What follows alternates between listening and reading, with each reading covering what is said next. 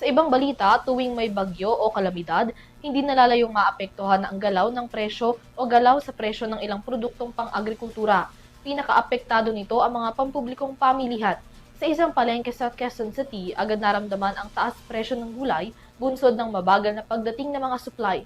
Alamin ang buong balita mula kay Cristina Pontejos. Market check tayo ngayon dito sa palengke ng Bagong Pag-asa, Quezon City. So, kumustahin natin kung kumusta na nga ba ang mga presyo ng pangunahing bilihin at ang mga mamimili at ang mga nagbebenta matapos ang bagyong Inday.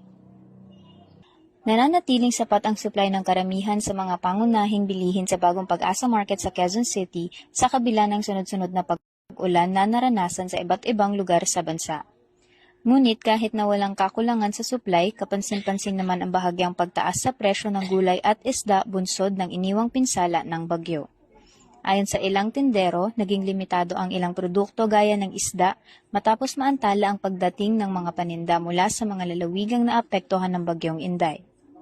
Dahil dito, bahagyang nagkaroon ng pagtaas sa presyo, gaya ng patatas na dating 250 pesos kada kilo, ngayon ay 450 pesos na. Nagtaas din ang presyo ng kamatis, isda at itlog.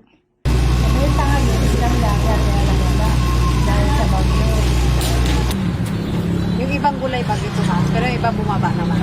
May mga Pero usually naman kasi ang tumataas na sitaw, ganyan. Mahirap tumubo pag maulang kamatis, tumataas. Kasi dati. Mas bababa. Pero medyo Din po ang kamatis, kahit pa sa mga klase ng nagtaas. Kahit lalo na po ngayon sa itlog. Pati po yung itlog. Grabe po tinaas yung pagkuha namin sa mismong farm. Ang ilang mga mamimili naman napansin din ang taas presyo ng ilang produkto. iba naman, tumataas. Saka may meron naman din. Pasok pa naman po sa bulsa. Thank you po.